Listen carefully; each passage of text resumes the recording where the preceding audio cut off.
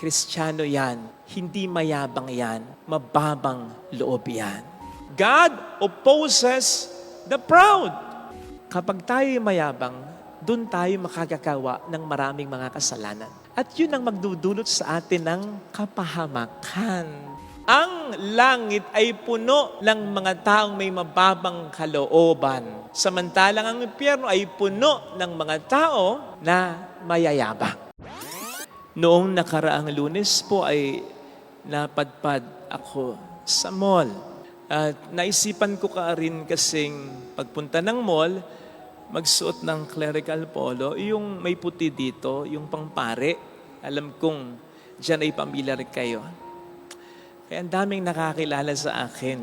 Actually, kapag ako'y naka-civilian, may nakakakilala din naman sa akin. Pero iba nung Lunes. Wala sigurong lumipas na 3 minuto, 5 minuto na walang nakakilala sa aking mga tao. Kasi kapag naka-civilian ako, makikita mo sila nag-aalangan pa. Minsan titingnan pa yung cellphone nila, tapos titingin uli sa akin. O kaya tatanungin yung kasama nila, si Father Fidel ba yun? Nung Lunes, agad nilang tiyak na ako nga yung kanilang nakikita. Sapagkat naka-clerical polo ako, nakapangpari ng talaga. Yun ang nagagawa ng uniform o uniforme o natatanging kasuotan para sa pagkakakilala ng sino man. Kung papaanong sa uniforme pa lang, kita mo na, marirecognize mo na, teacher yan, bumbero yan, doktor yan, pulis yan. Sinabi ko po as an intro yan dahil sa ating unang pagbasang napakinggan ay pinapaalala sa atin ni San Pedro kung ano bilang mga Kristiyano ang dapat nating kasuotan at ito ay ang kapakumbabaan. Ang sabi po kasi sa English version ng ating first reading ay sabi ni St. Peter sa atin, "Clothe yourselves with humility in your dealings with one another." Magsuot tayo ng kapakumbabaan sapagkat ang isang Kristiyano ay dapat humble, mapagkumbaba tulad ni Kristo. Kamakailan ay mayroong sinaksak sa Australia na isang Orthodox bishop na ikinagalit ng maraming mga Kristiyano. Nagrally ang maraming mga Kristiyano at nagchat-chant ng mga mapaghiganting mga salita. Hindi po ganito ang isang tunay na Kristiyano. Hindi ito proper sa isang Kristiyano. Indeed, ang isang Kristiyano dapat ay hindi paapi. Pero kung siya naman ang mga api, mas mabuti na siya na lang ang apihin kaysa ang isang Kristiyano ang siyang mga api. Kaya nga natatangi yung ginawa ng Orthodox bishop na matapos makarecover ng bahagya, pinatawad niya yung gumawa nito sa kanya, tinawag pa niyang anak niya, my son, at gayon din kung sino man ang nagsugo nito para gawin ito sa kanya. And then, he called all Christians to be calm and to really act as Christians. Yun ang isang tunay na Kristiyano, mababang loob tulad ni Kristo. Yun ang pagkakakilanlan dapat sa atin bilang Kristiyano. Kristiyano yan, hindi mayabang yan, mababang loob yan. At mahirap yan, batay sa ating karanasan. Kasi meron tayong likas na yabang eh. Kaya nga gusto nating pinupuri tayo, pinapahalagahan tayo, pinaglilingkuran tayo, pinapansin tayo. Na-offend tayo kapag hindi binibigay yung pansin na dapat ay ibigay sa atin yung pagkapahalaga. Ayaw din natin talaga na inahapit tayo, inargabyado tayo, ina-assert natin ang ating sarili sa gitna ng lahat ng ito. Kaya nga, ang sabi ni San Pedro sa ating unang pagbasa ay, magdamit kayo ng kapakumbabaan, clothe yourselves with humility, which connotes a conscious effort on our part to be humble at all times. Di po ba sa isang kasuotan, hindi naman po pwedeng nandyan yung damit mo, yung pants mo at yung shirt mo, tapos sasabihin mo sa pants mo at sa shirt mo, oh, masuot ka na sa akin. And then all of a sudden, nakasuot na sa'yo? Walang ganon. Baka sa TikTok, merong ganon. Yung papakita mo lang sa ganon, tapos itcha mo, nakasuot na sa'yo. Sa tunay na buhay, para ka masuotan, kinakailangan mong magsuot ng kasuotan. Ibig sabihin, may effort ka pa rin. Yan. Ganon ang kapakumbabaan. Yun ang humility. Bagamat ito'y kagandahang loob pa rin ng Diyos, biyaya ng Diyos, upang tayo ay tunay na maging mapagkumbaba, kailangan nating makipagtulungan sa Diyos. Ang humility ay virtue na hindi pagsisiksikan sa atin ng Diyos. Sapagkat ito ay kababaang loob. Dapat ang loob natin ang siyang bumaba. Bagamat ito ay kanyang kaloob, dapat tayo ay magpaubaya upang ang loob natin ay maging mababa. So, papaanong paraan ang halimbawa niyan ng pagsusuot ng damit ng kasuotan ay ang pagsunod sa Diyos. Kahit hindi natin kagustuhan. Yung magpatawad kahit mahirap, yung magbigay kahit hindi tayo sisikat, yung magpasalamat at magsimba pa rin tayo sa gitna ng maraming problema, yung tayo magtimpe sa kabila ng tayo may punto at pwedeng-pwede, kayang-kaya, at gustong-gusto nating gumante. At yung sinasabi rin sa ating ebanghelyong narinig, hindi man directly, na tingnan natin lahat ng mga mabubuti at kahangahangang magagawa natin bilang biyaya ng Diyos sa atin. Hindi tayo dapat magmalaki na nagawa ko ito dahil magaling ako. Hindi, nagawa ko ito dahil may biyaya sa akin ang Diyos. Nakapagbigay ako, nakapagpatawad ako, nakapagpagaling ako, nakapagsermon ako ng maganda dahil may biyaya ang Diyos. Kaya sa lahat ng ating mga magagawang kahanga-hanga, sa lahat ng ating mga magagawang mabuti, ang dapat lagi nating sambitin ay yung sinambit natin sa ating salmong tugunan. Pag-ibig ng Diyos o pag-ibig mong walang maliw ang lagi kong sasambitin. Lahat ng mga mabuting magagawa ko, lahat ng mga kahangahangang magagawa ko ay dahil sa kabutihan mo para sa akin. That is clothing ourselves with humility. We have to do something, sacrifice something, bear something upang yan ay talagang maidamit ng Diyos sa atin. Consequently, ang humility is not an accessory, kaya nga damit eh. Ibig sabihin, mahalaga na nakasuot sa atin. Hindi ito accessory na we can just pick up or put down, bring with us or leave at home depending on our preference. No.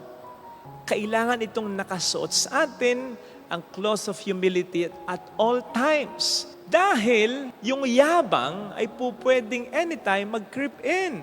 Pwedeng makasingit sa atin. Hindi ba't yan ang sabi ni St. Peter sa ating first reading? Ang demonyo ay parang umaatungal na leon. Nandyan lang, maaligid lang, nag-aabang upang tayo ay kanyang mapayabang. Ipapakat niya tayo sa daan, may utang sa atin na hindi niya pababayaran, magkakaroon tayo ng karamdaman, magkakaroon tayo ng discomfort dahil sa init ng kapaligiran. Yung maglalagay siya ng mga pagkakataon para tayo maging mayabang. Para i-assert natin ang ating sarili, para magreklamo tayo, para madali tayong magalit, para madali tayong mainis. Kasi ang yabang, ang ugat, hindi man ng lahat, kundi ng marami, majority ng mga kasalanan. Hindi nga ba't yan ang kasalanan ni Satanas? Yan ang kasalanan din ng ating unang mga magulang. Yan ang ugat at nagpapalala pa ng marami, kundi man lahat ng mga kasalanan.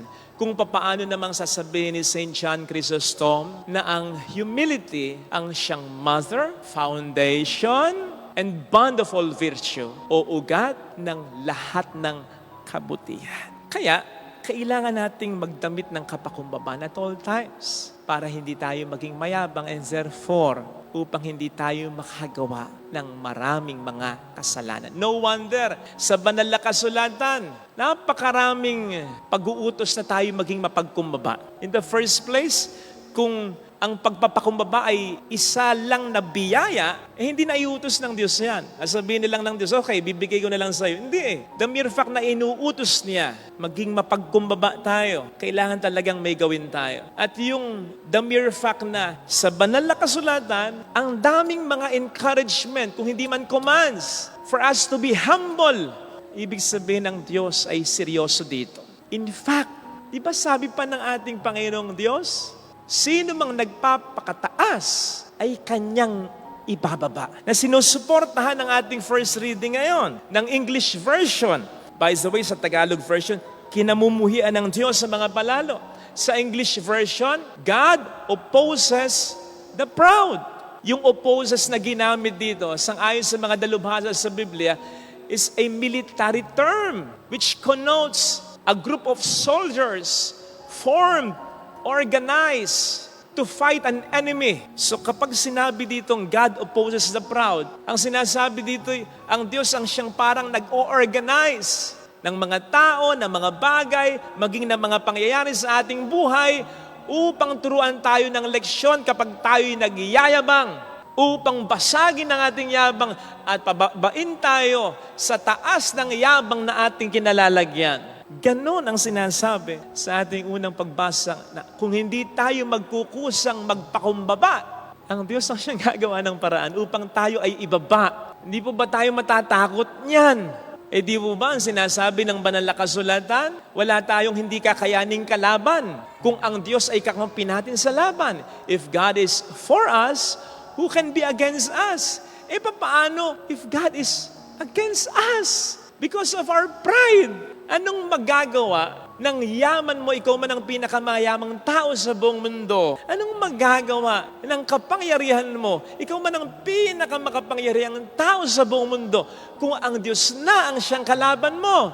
Kapatid, walang uubra sa Kanya. Kaya matakot tayong kalabanin siya. At ang magpapaging kalaban tayo ng Diyos kapag tayo'y naging palalo, mayabang, proud.